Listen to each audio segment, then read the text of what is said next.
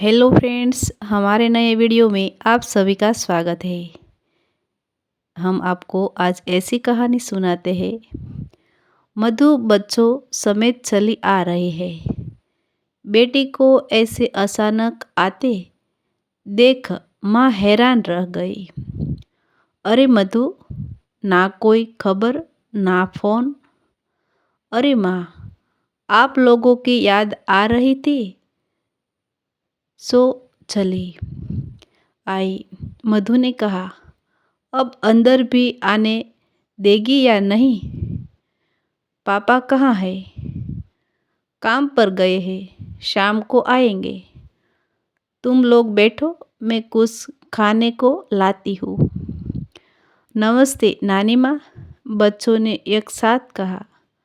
खुश रहो मेरे बच्चों, अब अच्छे तो हो? सब अच्छे तो हो? सब अच्छे हैं। आपकी याद आती है जमशेदपुर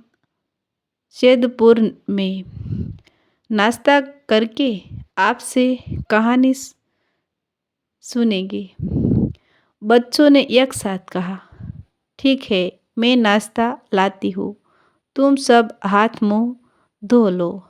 नानी ने कहा, मैं भी साथ में चलती हूँ माँ। दोनों रसोई की ओर चल पड़े। नाश्ता करके बच्चे खेल में लग गए और माँ बेटी बातों में लग गई। हाँ तो मधु, अब बताओ कि अचानक कैसे आ गई तुम? माँ ने पूछा। मधु ने शांत स्वर कहा।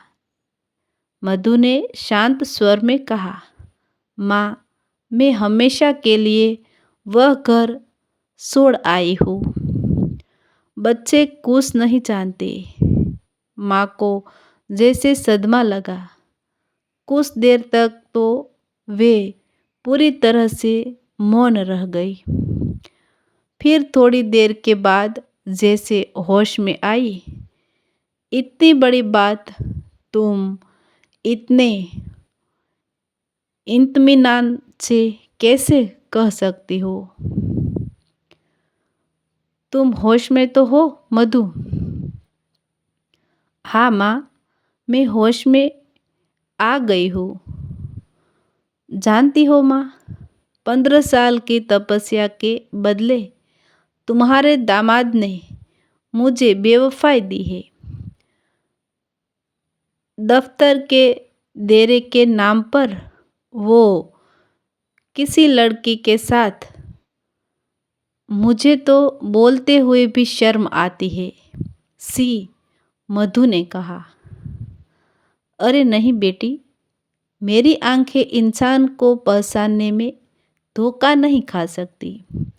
जरूर तुम्हें कोई गलत फहमी हुई है। माँ बोली। नहीं माँ, मुझे पूरा विश्वास है कि अनिल ने मुझे धोखा दिया है।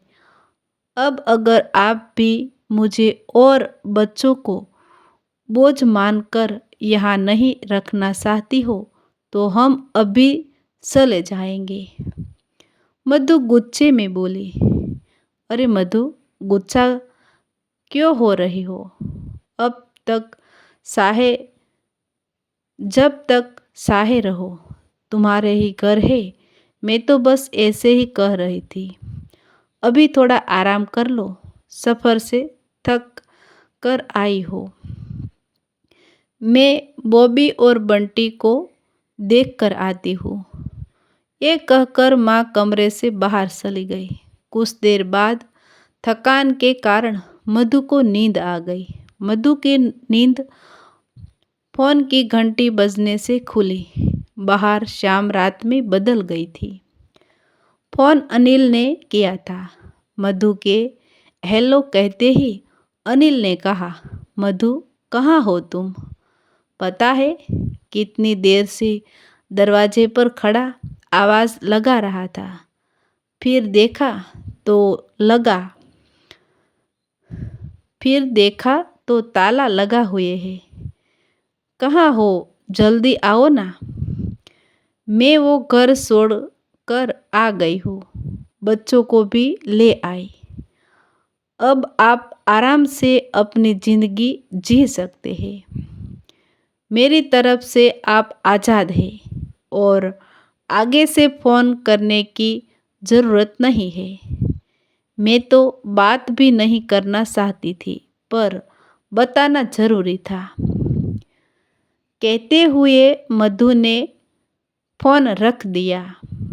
अनिल ने देर ना करते हुए तुरंत जमशेदपुर से रोसी जाने का फैसला किया। गाड़ी चलाते हुए भी उसका दिल और दिमाग मधु के बारे में ही सोच रहा था। तेज गति से गाड़ी चलाकर जल्दी ही वह अपने ससुराल पहुंच गया। घर में सभी खाना खाकर सो रहे थे। घंटी बजने पर मधु के पापा ने दरवाज़ा खोला। अनिल ने पिताजी के चरण स्पर्श किए। अरे अनिल, अरे अनिल बेटा, आप भी आने वाले हैं? मधु ने बताया नहीं।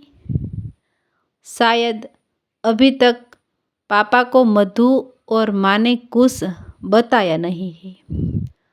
अनिल ने मन ही मन सोचा। जी पापा। अचानक ही कार्यक्रम बन गया।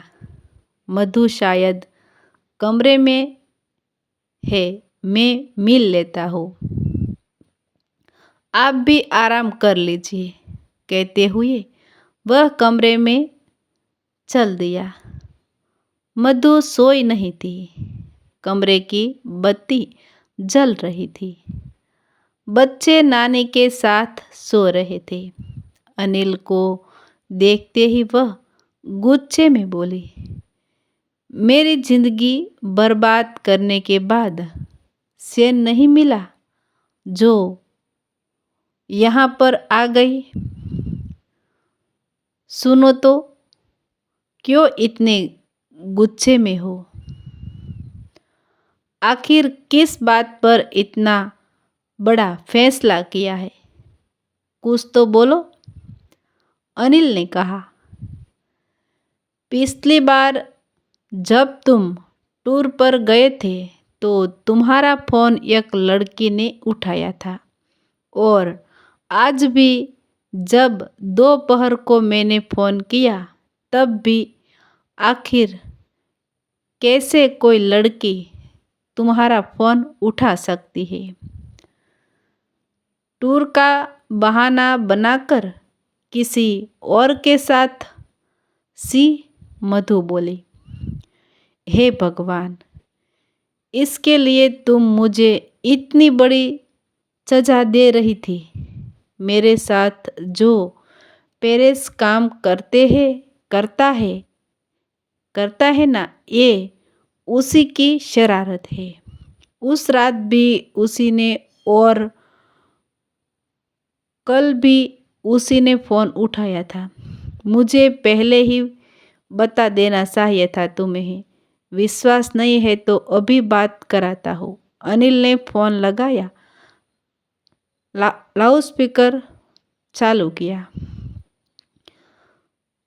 परेश को डांट लगाई और उससे कल जैसी आवाज़ में दोबारा बात करने के लिए कहा। मधु सुनकर हैरान रह गई। ये वैसी ही आवाज़ थी जैसी उसने पहले सुनी थी। उसकी आंखों में आंसू आ गए। अनिल ने कहा, माफ़ी मांगने की कोई ज़रूरत नहीं है।